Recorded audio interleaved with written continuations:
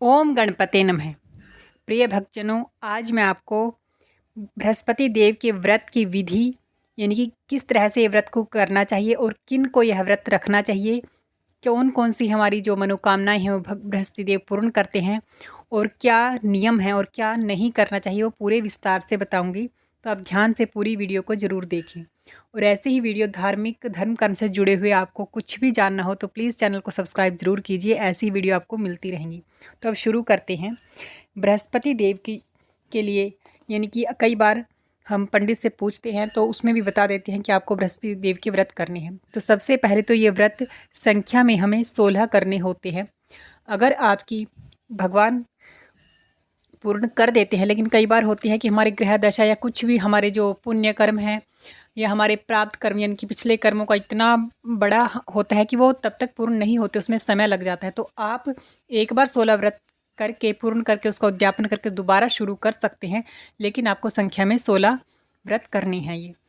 उसके बाद जो आपको बृहस्पति देव की या फिर आपको 16 व्रत करके, पंडित ने सिर्फ एक ही बार कहा है, किसी से पूछा है अगर आपने या फिर आपके मन में है कि भगवान मेरी पूर्ण कर देंगे, आप 16 व्रत या उद्यापन करके आप उसके बाद ना करें तब भी आपकी पूर्ण हो जाएगी। तो पहले ये किस किस को ये व्रत करना है, कौन सी हमारी मनोकामनाएं हैं बृहस्पति देव पूर्ण करते हैं। तो बृहस्पति देव यानी कि गुरुवार का व्रत रखना है, वीरवार, जो बुधवार के बाद वीरवार यानी कि थर्सडे को ये व्रत रखना होता है। तो आपकी जो मनोकामनाएं हैं पुत्र प्राप्ति के लिए, यानी आपको पुत्र चाहिए कि हमारे पुत्र हो जाए शादी के बाद, तो उसके लिए आपको 16 व्रत करने होते हैं बृहस्पति देव के। दूसरा है सरकारी नौकरी की प्राप्ति के लिए। अगर आप चाहते हैं जीवन में सरकारी नौकरी मिले तो आपको बृहस्पति देव के 16 व्रत अवश्य करने हैं, बहुत श्रद्धा भक्ति विश्वास के साथ। अगर आप कारोबार में तरक्की चाहते हैं, आपका कोई बिजनेस है चल नहीं रहा है या फिर आप शुरुआत ही करना चाहते हैं किसी कारोबार की और चाहते हैं कि भगवान का आशीर्वाद मिले, तो आप 16 बृहस्पतिवार के व्रत अवश्य कीजिए। उसके बाद सुखी वैवाहिक जीवन।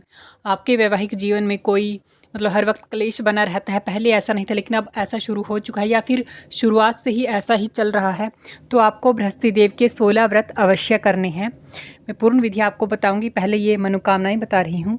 उसके बाद शीघ्र विवाह के लिए यानी कि कन्याओं को अगर शीघ्र विवाह चाहिए कि बहुत कर रहे हैं कोशिश लेकिन कहीं कोई वर नहीं मिल रहा, तो आपको 16 ये बृहस्पति देव के व्रत अवश्य करने हैं। तो ये आपको 16 करने की आवश्यकता भी नहीं पड़ेगी, तो 2-3, कई बार तो होता है कि 2-3 व्रत ही कर पाते हैं तो हमारी मनोकामनाएं पूर्ण हो जाती है, लेकिन आपको पूरे करने अवश्य है। उसके बाद आपको उद्यापन करना है। उसके बाद धन धान्य की प्राप्ति हेतु, यानी कि आपको लग रहा है कि हमारे घर में थोड़ी दिक्कत है, तंगी है पैसों की, तो आपको ये व्रत अवश्य करने हैं। या फिर आप चाहते हैं कि और बढ़े हमारा कारोबार, और बढ़े हमारे घर में लक्ष्मी का वास हो, तो आपको ये 16 बृहस्पति देव के व्रत अवश्य करने हैं।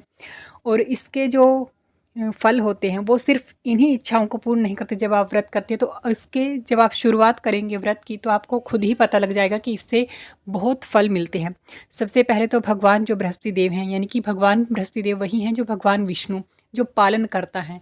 तो यानी कि जन्म हमें मिल चुका है ब्रह्मदेव से, उसके बाद जो हमारे संसार में अब चल रहा है पूरा मृत्यु तक मोक्ष की प्राप्ति तो भगवान शिव करते हैं। तो उसके बाद जितना भी हमारा जीवन है वो भगवान बृहस्पति देव यानी कि भगवान विष्णु ही इसको निर्धारित करते हैं, हमारा जो पालन करते हैं हर तरह से पुत्र प्राप्ति, यानी कि जीवन काल में जितनी भी हमारी मनोकामनाएं भगवान विष्णु पूर्ण करते हैं। तो इसके लिए 16 बृहस्पति देव के व्रत अवश्य करनी चाहिए। वो ही हमारी जितनी भी हमारी जीवन काल में हमारी इच्छाएं होती हैं, यानी कि जिन की भी आवश्यकता हमें पड़ेगी वो हमारी भगवान पूर्ण करेंगे। और साथ ही बृहस्पति देव यानी कि जो अच्छी उच्च शिक्षा के लिए भी हमें ये व्रत करने चाहिए, उच्च शिक्षा प्राप्ति के लिए, जैसे कि ग्रेजुएशन के बाद, यानी कि ग्रेजुएशन के बाद नहीं, तो अगर आप चाहते हैं कि हमारी पढ़ाई में बहुत ज़्यादा तरक्की हो, अच्छे कोर्स में हो, तब भी आपको ये व्रत करना चाहिए।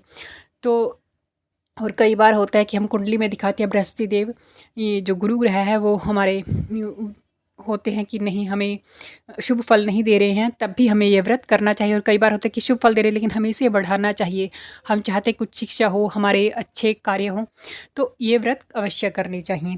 तो उसकी शुरुआत कब करनी है? इसकी शुरुआत ऐसे ही नहीं कि किसी भी वीरवार से करनी, ऐसे नहीं। व्रत की शुरुआत करने के लिए हमें शुक्ल पक्ष के यानी कि किसी भी माह के शुक्ल पक्ष पक्ष के वीरवार से शुरुआत करनी है और हो सके तो शुक्ल पक्ष का प्रथम वीरवार हो। तो शुक्ल पक्ष क्या होता है, जब भी आपको ज़्यादा जानने की ज़रूरत नहीं पड़ेगी। अगर आप अमावस्या तिथि, अब तो उसमें भी पता लग जाएगा, पंचांग में शुक्ल पक्ष लिखा रहता है, शुक्ल पक्ष का वीरवार मतलब शुक्ल पक्ष लिखा रहता है। अगर नहीं पता तो आपको अमावस्या तिथि देखनी है किसी भी माह की। जैसे मान लीजिए आज अमावस्या तिथि है, तो उसके बाद जो 15 दिन पड़ेंगे पूर्णमासी तक वो शुक्ल पक्ष के ही होंगे। अमावस्या के बाद आप चेक कर लीजिए कि जैसे बुधवार को अमावस्या आ गया तो वीरवार को जो पड़ेगा वो शुक्ल पक्ष का होगा, या सोमवार को अगर अमावस्या है तो उसके बाद जो वीरवार आएगा प्रथम वीरवार, वहाँ से आप शुरुआत कर सकते हैं। तो अमावस्या तिथि के जस्ट बाद जो तिथियाँ आएंगी पूर्णमासी तक वो शुक्ल पक्ष की ही होंगी, और उसमें आपको शुरुआत करनी है वीरवार से। ये बृहस्पति देव के व्रत की शुरुआत करनी है, तब से आपको काउंट करना है कि आपको 16 व्रत करने हैं। दूसरा जो प्रश्न आता है महिलाओं के लिए, ये व्रत पुरुष भी रख सकते हैं, बच्चे भी रख सकते हैं। स्त्रियों के लिए कि मासिक धर्म में व्रत करना है या नहीं करना है। तो मासिक धर्म में अगर वीरवार आता है तो आप उस वीरवार को स्किप कर सकते हैं कि उस दिन व्रत नहीं करें, क्योंकि इसमें हम दिया भी जलाते हैं, भगवान की पूजा करते हैं। तो यह व्रत ना कीजिए, आप उस दिन को छोड़ सकते हैं, उसके बाद आप व्रत कर सकते हैं। यानी कि काउंट जरूर करना है कि कितने हो चुके हैं। शुरुआत करने के लिए जो सबसे बड़ा नियम है, सबसे पहले तो आपको सूर्योदय से पूर्व उठना है। आप जब भी आप बृहस्पति देव की पूजा करना चाहते हैं या बृहस्पति देव को आप हमारे गुरु ग्रह को अच्छा बनाना चाहते हैं, तो आप सुनिश्चित कीजिए कि ज़्यादा सुबह नहीं तो लेकिन सूर्योदय से पूर्व आपको उठना ही है। और अगर डेली नहीं उठ सकते तो वीरवार को आपको अवश्य बृहस्पति देव यानी कि सूर्योदय से पहले उठना है। इसकी पूजा होती है जो वो सूर्योदय के समय ही होती है, यानी कि सुबह 6 से आप, और ज़्यादा देर ना करें तो 8 बजे के बीच में आपको ये पूजा है जो आपको संपन्न करनी है। कई पूजा होती है जो कथा होती है वो शाम के समय भी कर सकते हैं, लेकिन बृहस्पति देव की पूजा उद्यापन जो करना होता है वो सुबह ही करना होता है। बहुत सुबह भी नहीं, लेकिन आपको ये सुनिश्चित करना है कि 6 से, यानी कि जो सूर्योदय का समय होता है 6 से सुबह के 8 बजे के बीच में आपको ये संपन्न कर देना है। उसके बाद आपको सुबह सूर्योदय से पूर्व उठना है। उसके बाद आपको सुनिश्चित करें कि आपको पीले वस्त्र ही धारण करने हैं। पीले वस्त्र पूरे पीले वस्त्र नहीं है तो अगर आप कर लीजिए एडजस्ट, मतलब आपको सिलवाने ही अगर नहीं है तो, अगर नहीं है तो फिर भी आपको जैसे ये सुनिश्चित कर ले कि आप दुपट्टा है वो उस दिन पीला ले लें। और ये नहीं कि सिर्फ पूजा में ही लेना है, वो पूरा दिन ही आपको कैरी करना है। और पुरुषों के लिए भी यही है कि जितना हो सके आप पीले वस्त्र धारण करें, पीला रुमाल लीजिए, मतलब जितना ज़्यादा कसकर, सिर्फ यही नहीं कि आपने पीला रुमाल ले, लेकिन आप पूरे वस्त्र कीजिए कि आप पूरे पीले वस्त्र धारण करें उस दिन। उसके बाद पूजा में आपको एक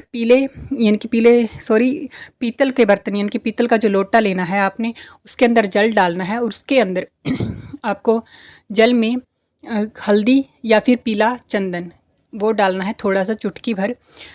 पीला आपका जो पानी है वो पीला हो जाएगा। उसके बाद उसमें थोड़ा सा गुड़ डालना है और चने की दाल लेनी है, वो भी उसके अंदर डालनी है। मुनक्का के दो मुनक्का लेने हैं और वो भी उसके अंदर डालने हैं। अब आपको मंदिर में जाना है। आप हो सके तो मंदिर में जाइए अगर आपके आसपास है, और वहाँ पर केले का पेड़ होगा तो उसकी पूजा करनी है। वहाँ पर जाकर अगर आप मंदिर में नहीं जा सकते तो आप केले के छोटा सा पेड़ आप गमले में या ज़मीन में आप ज़रूर लगाएं। जितने आपको 16 व्रत करने हैं तब तक आपको वह पेड़ अवश्य लगाना है। उसके बाद आपको मंदिर में या कहीं पर आप दान कर सकते हैं, लेकिन तब तक आपको बहुत पवित्रता से उस पेड़ की सेवा करनी है। तो आपको या घर में कर सकते हैं या मंदिर में जाकर केले के वृक्ष के पास इसकी पूजा करनी है। और घी का दिया जलाना है। सुनिश्चित कीजिए कि तेल का नहीं, घी का दिया जलाना है, शुद्ध देसी घी का। और वहाँ पर जाइए और दान में आप 2 केले ले सकते हैं। ये इतना ज़रूरी नहीं है 2 केले, लेकिन आप हो सके तो आप कर सकते हैं तो 2 केले भी लेके जाइए और केले के पेड़ में ये सब चीज़ें अर्पित कीजिए। वहीं बैठकर भी आप कथा श्रवण कर सकते हैं या फिर घर पे आकर भी आप श्रवण कर सकते हैं, लेकिन सुनिश्चित कीजिए जितना आप केले के वृक्ष के पास बैठकर पूजा करें तो बहुत उत्तम होगा। वहाँ पर आपको बृहस्पति देव की कथा सुननी है, घी का दिया जलाना है, पीले पुष्प भी आप साथ में लेके जाएँ, गेंदे के हों वो पुष्प भी आपको अर्पित करने हैं। उसके बाद घर आकर आपको एक उसी मतलब पीतल के बर्तन में ही, पीतल के लोटे में ही आपको यही सब सामग्री यानी कि थोड़ी सी हल्दी और थोड़ा सा गुड़ और चने की दाल डालकर आपको भगवान सूर्यदेव को भी अर्पित करना है। और सुबह के समय ही एक आटे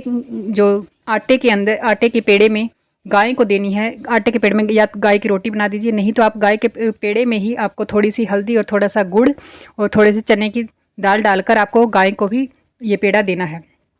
शाम के समय भोजन जब करना है, यानी दिन में आप कुछ ग्रहण कर सकते हैं, आपको अन्न ग्रहण नहीं करना। दूसरी सबसे बड़ी बात, आपको इस दिन केला यानी कि उसमें केला नहीं खाना है। केले का आप दान कर सकते हैं, लेकिन केला आपको भूलकर भी नहीं खाना है बृहस्पति देव की पूजा में। उसके बाद जब आपको करना है शाम के समय, यानी कि भोजन कब करना है, भोजन को आप सुनिश्चित कीजिए कि सूर्यास्त से पहले आपको भोजन करना है और दोपहर के बाद, यानी कि 2 या 3 बजे के से और 5-6 बजे के बीच में आपको भोजन करना है। और भोजन में आपको पीले अनाज का सेवन करना है, यानी कि आप बेसन का सेवन कर सकते हैं। बेसन का आप हलवा बना सकते हैं। किसी तरह से मीठे भोजन होना चाहिए आपका, और उसमें नमक का प्रयोग बिल्कुल नहीं किया जाता। यानी कि मीठा, यानी कि हलवा बना सकते, उसके साथ रोटी खा सकते हैं।